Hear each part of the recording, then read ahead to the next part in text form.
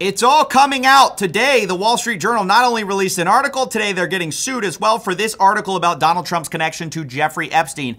It's explosive. It's about a letter Trump sent to Epstein with supposedly a drawing of a naked woman by Trump, along with a little poem which talks about a wonderful secret that Jeffrey Epstein and Trump share. We will go through all the evidence because there's a lot to this. You are very silly if you jump to conclusions on a story this big with this wide of implications. Let's set the stage because we're going to take our time going through this. The president's behavior during the run-up to this Epstein file leak has been absolutely strange. Are you still talking about Jeffrey Epstein? It's pretty boring stuff. It's sordid, but it's boring. You don't want to affect people's lives if it's phony stuff in there, because there's a lot of phony stuff. You know, these files were made up by Comey. They were made up by Obama. Even his supporters are like, well, why is he acting this way? It's so weird. All of a sudden it goes from the files exist to they don't exist to they're a hoax actually, and there's a bunch of phony stuff in there. This article, if true, explains a lot of the strange behavior. And we don't know if there's more that's going to come out, if this is all there is, but I'm going to go through the main allegation, and I will call it an allegation because Trump is definitely going to sue over this. He's already said as much. So here's basically the story. Supposedly, Ghislaine Maxwell collected letters from Trump and dozens of Epstein's associates for a 2003 birthday album. It was for his 50th birthday. Pages from the leather-bound album, assembled before Epstein was first arrested, are among the documents examined by the Department of Justice officials. So there are birthday letters to Epstein that supposedly have been seen by the DOJ. They have them in their files. And the one from Trump supposedly has a naked woman, which appears to be hand-drawn with a heavy marker. And the future president's signature is a squiggly Donald below her waist. The Wall Street Journal goes on to say it's not clear how the letter with Trump's signature was prepared. Inside the outline of the naked woman was a typewritten note styled as an imaginary conversation between Trump and Epstein. Voiceover: there's more to life than having everything. Donald: yes, there is, but I won't tell you what it is. Jeffrey: nor will I, since I also know what it is. Donald: we have certain things in common, Jeffrey. Yes, we do, come to think of it. Enigmas never age. Have you noticed that? As a matter of fact, it was clear to me the last time I saw you.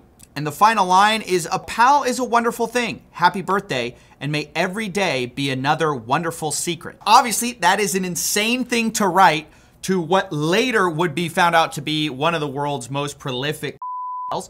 But there's also two lines in there which are horrendous. One, enigmas never age. That's just a strange line. It's a very incriminating sounding line. We don't know what it means exactly. And then also we see, may every day be another wonderful secret. Of course, this all written inside the outline of a naked woman kind of tells you what secret they may be talking about there. Now we're going to go over Trump's response, and then of course all the evidence, all the denials, what you may want to know before making up your mind. Like I said, this is not a story where you're going to want to snap to judgment. Even now, I think there's still a lot we need to see. But I want to go over Trump's response. He gave an interview with the Journal on Tuesday evening, and he denied writing the letter or drawing the picture. Quote, this is not me. This is a fake thing. It's a fake Wall Street Journal story. I never wrote a picture in my life. I don't draw pictures of women, he said. It's not my language. It's not my words. He told the Journal he was preparing to file a lawsuit if it published the article. I'm going to sue the Wall Street Journal just like I sued everyone else. What do we make of this? Before we jump into the evidence, before we jump into all the reactions, both public and of the people involved, let's just talk about what this could mean. The denial puts Trump in a very particular position, because if it later comes out and turns out to be true, it's worth saying the Wall Street Journal did not publish a photo of the letter, which everyone's been asking for. There are a lot of reasons not to publish it. Maybe your source didn't allow it, but that's a huge part that could come out that changes the whole landscape of this, right? If it comes out, it's very devastating because you wouldn't lie about something like this if you thought it was no big deal, right?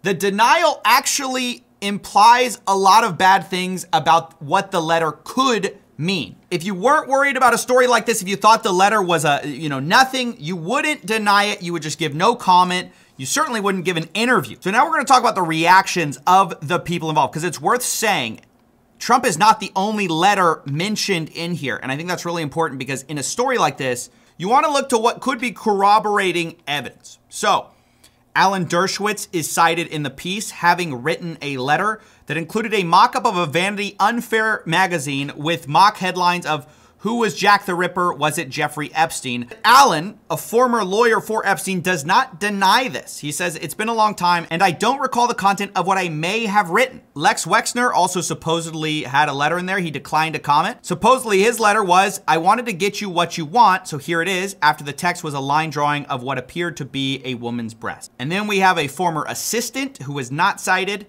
who sent Jeffrey a letter. Oh, Jeffrey of Jeffrey, everyone loves you. Fun in the sun, fun just for fun.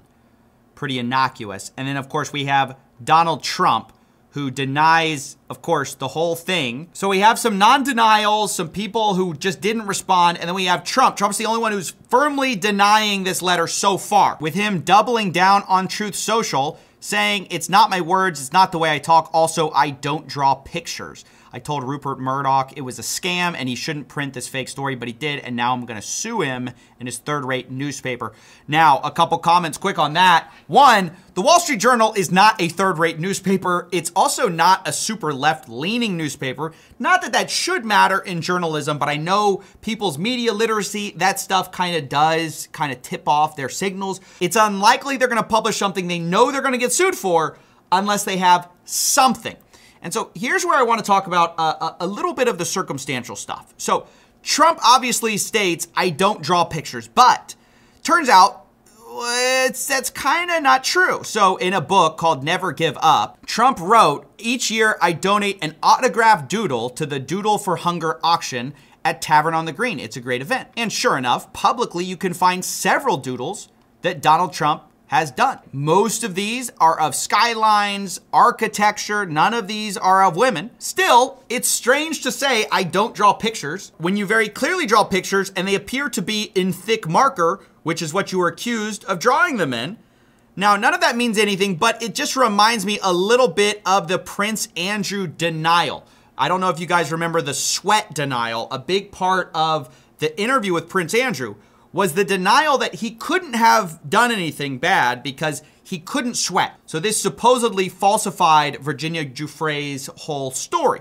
I have a peculiar medical condition, which is that I don't sweat, or I didn't sweat at the time. So yeah, that was kind of this claim like, hey, this couldn't be true because I don't do X, but actually we see that Prince Andrew actually does sweat. And in the same way, it's not perfect proof, but you really shouldn't say you don't draw pictures when being accused of drawing thick black marker pictures when you definitely draw pictures sometimes. I mean, it's just, and it's public. I mean, that's just kind of just an obvious devastating hole in your whole argument. Now, again, I've got to say, like, this is just the basics. We do not have the letter, okay? I'm relying on the Wall Street Journal's reporting on this, and we're corroborating with different pieces of public evidence.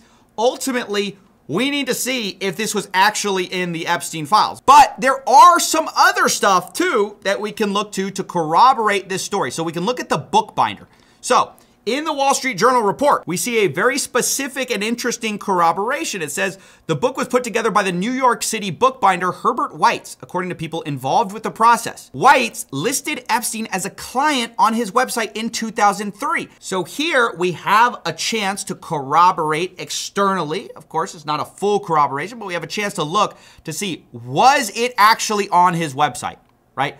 So if we go to the archive, we see in 2003 at weitzcoleman.com, we see a client list and we see Jeffrey Epstein is listed on it with a different spelling of Jeffrey, I should note. And this says people for whom we have bound up books and albums. This is another piece of circumstantial evidence that makes it hard to believe it's just fully made up. Now, you can believe something in the middle. You can believe that the letter exists and the Wall Street Journal saw it and somebody invented it, right? Like there are a lot of options here, but the idea that, okay, the Wall Street Journal is just fully inventing this story. They're releasing something with literally no evidence. They're just fabricating it all, but citing all these different people, citing third-party stuff that you can fact check publicly.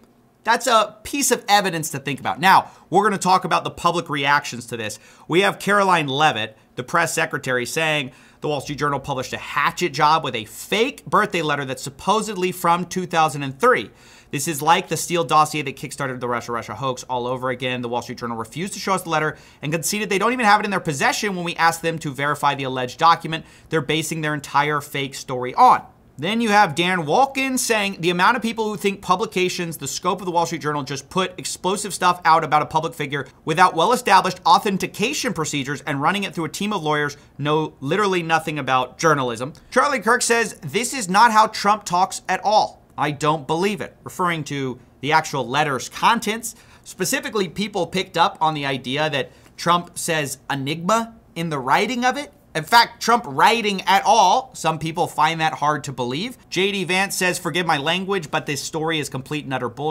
The Wall Street Journal should be ashamed of publishing it. Where's the letter? Would you be shocked to learn they never showed it to us before publishing it? Does anyone honestly believe this sounds like Donald Trump? Of course, then you have a response to that where somebody says, Carson's an enigma to me. This is clearly debunking the idea that the word enigma is not in Trump's vocabulary. Now, Carson's an enigma to me. So that clearly debunks the idea that he couldn't have written this because enigma wasn't in his vocabulary. It actually is. So from where I'm sitting, the letter is odd, but it also is in line with some of these other letters from people like Lex Wexner. It's also in line with some of the doodles that Trump has publicly made. And it is also in line with Trump's recent odd behavior with the Epstein files, where he keeps setting up the idea that there's this big hoax coming, that there's phony stuff in there. And that actually is the most persuasive piece of evidence, Trump's own behavior in this weird meltdown, more than anything which has convinced me. Because on the one hand, there are some things which would tilt in the favor of it not being Trump, right? The very fact that it's a letter, the prose of the letter is a bit strange. And then you also have the fact that, okay, if the DOJ had this during the Biden years, why didn't it come out, right? So that's all pretty compelling until you once again just look at the way Trump has been behaving. I think it strongly suggests that Trump saw something in the Epstein files, was debriefed on something that he was worried about. Whether it was this letter or something else, I don't know. But clearly there's something in those files that he was concerned about being involved with. I think we need a full declassification of these files except for the CSAM and victims. Now, to the declassifying comment, Donald Trump, based on this, has posted, based on the ridiculous amount of publicity given to Jeffrey Epstein, I have asked AG Pam Bondi to produce any and all pertinent grand jury testimony subject to court approval. This scam should end right now. And Pam Bondi has said, President Trump, we are ready to move on the court tomorrow to unseal the grand jury transcripts. I think that ultimately it needs to be everything or nothing. You can't give a little bit at this point. With the level of allegations being leveled against our president, that he would send pretty incriminating letters to the world's most notorious pedophile. Now, again, before he was arrested the first time, right? But given the letter's contents, given that they're doing so much, they're going to be suing the Wall Street Journal over this, to deny it, I think if it turns out to be true, is devastating. I mean, totally devastating and horrific, and no one should defend it if it's true. And that's what we need to find out at this point. So I think the answer is clearly that yes, I would love the Wall Street Journal to release this photo if they have it in their possession, if they can release it from their source. And I would love for the DOJ to declassify the actual relevant pieces of this whole thing, because the absolutely central piece of evidence in this whole story are these letters, which are in a leather-bound album and supposedly in the DOJ's possession. That's clearly not going to be a grand jury transcript. That's going to be one of the pieces of evidence they collected from Epstein or Maxwell. And so that is a different category altogether. So I think given that, it's hard to see this as anything other than a distraction from what is actually relevant here, which is, does this album exist? Yes or no? Show us the evidence, right? Show us the physical evidence. Instead, this is just going to get people riled up because it's an Epstein release, but it's guaranteed by definition not to have the evidence one way or another. A transcript is not going to have a piece of physical evidence. And we need to demand answers on that because either it exists or it doesn't. And if it does exist, that's a huge problem. If it doesn't, for the Wall Street Journal, that's a huge problem. And I'm really not sure which we are going to get first. All I know is that if you are looking from the outside, I would highly recommend that you don't just dismiss things based on a quick, hot Twitter take. There's a lot to this story that is corroborating, and also we need more evidence on before we can really make up their mind. I see a lot of people have just already written it off as completely true or completely false. I think they're not thinking through the implications of, if this is true, how really crazy it would be if we live in that world. And then also the people who are dismissing it as false right away, you're not really thinking through, like, you might be defending a right? That is one of the outcomes that could be true here. We don't know. And again, even if it is true, we don't know what is meant by things like, may every day be another wonderful secret. When calling Jeffrey Epstein a pal, we wouldn't know what that meant, but yeah, it's just stunning. So this report, you absolutely have to watch it. We're gonna have a lot more in the coming days to try to validate it or falsify it, and we'll see which one happens first. And yeah, that's pretty much all I'm prepared to say at this moment.